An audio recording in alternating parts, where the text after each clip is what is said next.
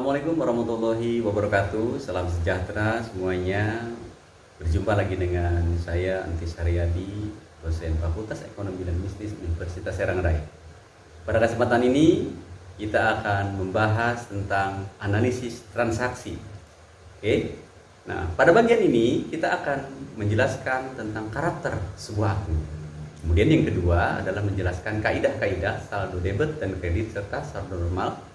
Kemudian yang ketiga adalah menganalisis dan mencatat pengaruh transaksi dengan menggunakan akun dan jurnal. Baik, ingat bahwa yang pertama kita sebelumnya adalah telah mempelajari bahwa setiap pos dalam laporan keuangan disebut akun. Akun dimasukkan ke dalam buku besar. Sekelompok akun untuk suatu entitas bisnis itu disebut buku besar. Nah, sebelum kita melakukan pencatatan transaksi, kita harus mengelompokkan dulu akun-akun tersebut atau perkiraan-perkiraan. Yang pertama ada aset, kemudian ada kewajiban, ada ekuitas, kemudian ada pendapatan dan biaya. Apa itu aset? Merupakan sumber daya yang dimiliki oleh entitas oleh sebuah perusahaan seperti kas, piutang dan sebagainya. Kewajiban atau hutang adalah kewajiban yang dimiliki kepada pihak luar atau kreditor. Kemudian ekuitas atau modal pemilik merupakan hak pemilik atas aset perusahaan. Baik, selain yang tiga tadi, ada yang dua lagi. Yang pertama adalah pendapatan dan beban. Ini merupakan bagian daripada akun. 5 akun pokok yang harus kita pahami. Dan ini mempunyai sifat-sifat dan turunan-turunannya. Pendapatan itu adalah kenaikan ekuitas pemilik sebagai hasil dari menjual atau memproduksi jasa atau produk atau barang. Kemudian beban merupakan penggunaan aset untuk memperoleh jasa atau pendapatan tersebut. Ada beban sewa, beban listrik dan sebagainya. Oke. Nah, semua itu ada aturan-aturannya. Bagaimana aturan saldo debitnya untuk akun-akun aset, kewajiban dan modal atau kita sebut dengan akun neraca. Terjadi kenaikan itu akan dicatat di sisi debit. Terjadi penurunan akan dicatat di sisi kredit. Kemudian untuk utang, kalau aja kenaikan dia akan dikredit. Beda halnya dengan ekuitas. Kalau terjadi kenaikan, dia akan dikredit. Seperti itu. Kemudian, selain itu ada perkiraan-perkiraan atau akun yang disebut akun laba rugi. Akun beban dan akun pendapatan. Untuk akun beban, ini kalau bertambah dia pasti akan didebet penyimpanannya. Kalau kredit, dia akan mengalami penurunan. Begitu tuh. Beda dengan akun pendapatan. Kalau bertambah, dia akan ada di kredit. Kalau berkurang, dia akan di debit. Nah, ini akun-akun tersebut yang kita kelompokkan tadi. Ini akun laba rugi. Nah, kemudian ini ada penentuan saldo normal, ya. Ini fungsinya nanti untuk menentukan di mana jenis saldo normal pada saat kita membuat akun atau buku besar. Oke, seperti aset misalnya. Kalau bertambah dia debit, kalau berkurang dia kredit, saldo normalnya tetap debit. Beda dengan kelompok utang, modal, pendapatan. Dia kalau bertambah kredit, berkurang debit, saldo normalnya dia kredit. Nah, kesemua sifat-sifat perkiraan atau kita sebut bisa dengan rumus ini bisa kita ringkas dan kalian bisa menghafalkannya dalam waktu 5 menit saja dengan memahami sifat-sifat perkiraan. Seperti bisa kalian lihat dalam slide bahwa harta, biaya, pripe atau pengambilan uang pribadi untuk perusahaan jika bertambah kita tandakan dengan plus, itu debit. Jika berkurang, itu kredit. Saldo normalnya debit. Paham? Harta, biaya, pripe, bertambah itu debit, berkurang itu kredit. Saldo normalnya debit. Itu dihafalkan. Ya. Kemudian, utang, modal, pendapatan, kalau bertambah kredit. Kalau berkurang debit. Saldo normalnya kredit. 5 menit sudah bisa kalian hafal. Oke? Baik.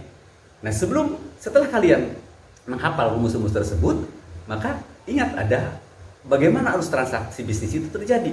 Pertama, adanya transaksi yang sudah diotorisasi. Tentu dengan adanya bukti-buktinya. Kwitansi, nota, faktur, cek, bon, bukti kas keluar dan sebagainya. Baru kita catat ke langkah 4 ayat jurnal, baru nanti kita buat posting ke dalam buku besar. Oke, baik, bisa dipahami semuanya? Kita langsung ke contoh soal. Oke. Pada tanggal 1 November, Chris Clark menyetorkan $25.000 ke dalam rekening bank atas nama Net Solution. Ini contoh dari perusahaan jasa. Apa yang harus kita catat? Apa yang harus kita analisa dari sini? Yang pertama, dari transaksi ini ada dua perkiraan yang dipengaruhi. Pertama adalah harta. Ya, harta berupa kas dan modal. Ingat tadi dalam sifatnya, kalau kas itu, harta itu bertambah, dalam hal ini penanaman modal akan mengakibatkan modal bertambah dan kas bertambah, sehingga akan didebet dan modal bertambah akan dikredit. Ingat rumusnya, harta apabila bertambah debet, maka kas pun kalau bertambah debet. Utang, modal, pendapatan bertambah kredit. Ya, ingat itu, maka utang bertambah kredit. Seperti itu dalam pencatatannya. Kalian bisa lihat seperti itu. Contoh yang kedua, pada tanggal 5 November, Net Solution membeli tanah sekitar $20.000 secara tunai. Tunai berarti uangnya langsung kas. Maka dari transaksi ini tanah berupa harta bertambah. Ingat dalam rumusnya, harta kalau bertambah debit, maka tanah akan ada di debit. Pencatatannya sekitar 20.000. Kemudian yang berkurang apa? Harta, tak berupa uang kas. Gitu.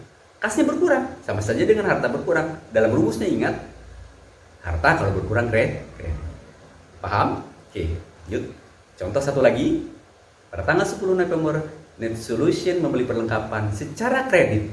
Kredit itu berarti kan ngutang, hutang yang terjadi.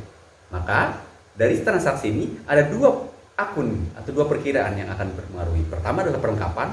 Perlengkapan tadi ingat termasuk harta.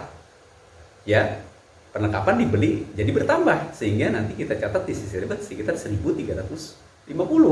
Kenapa di debit? Karena ingat perlengkapan ini termasuk harta. Harta kalau bertambah debit atau debit, begitu. Cara menyebutnya jadi masalah debit atau kredit, silakan.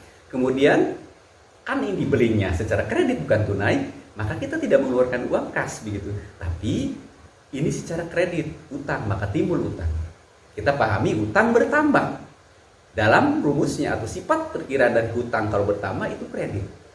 Bisa dipahami? Sehingga kita catat di sebelah utang usaha itu sebelah kredit. Mudah kan cara menjelaskan? Oke. Next, kita dibuat contoh satu lagi, yang F gitu ya. Oke. Pada tanggal 30 November, Net Solution membayar kreditor sekitar 950. Oke, 950. Kalau dibayar utang, berarti pengertiannya utang berkurang. Begitu kan? Tapi ada juga harta yang berkurang, yaitu uang kas karena dipakai membayar utang. Ingat, aturan sifatnya utang kalau bertambah kredit, kalau berkurang debit, begitu kan? Maka pencatatannya harus di debit karena berkurang. Kemudian dikreditnya apa? Kas, betul. Karena apa? Harta berkurang, dipakai apa? Dipakai membayar utang. Udah paham rupanya? Oke. Kemudian kita harus bisa menganalisa dari contoh-contoh tadi, ya. Kita harus punya sistem untuk menganalisa transaksi.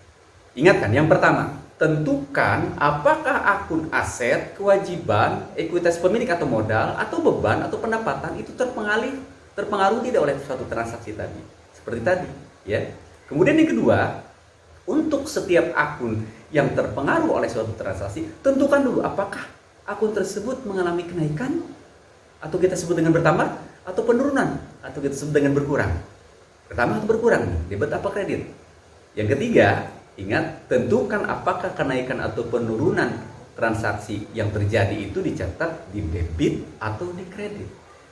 Ini nomor 3 ini kita harus paham terhadap sifat-sifat perkiraan atau kita sebut dengan rumusnya. Harta, biaya, tipe, bertambah, debit, berkurang, kredit, saldo normal, debit, utang, modal, pendapatan. Kalau bertambah kredit, berkurang debit. Bisa dipahami semuanya? Baik, mudah-mudahan silakan melatih di rumah, silakan mencoba soal-soal yang ada di buku-buku ajar, dan insya Allah mudah-mudahan kalian cepat menguasai materi ini dan sukses untuk semuanya. Terima kasih. Assalamualaikum warahmatullahi wabarakatuh.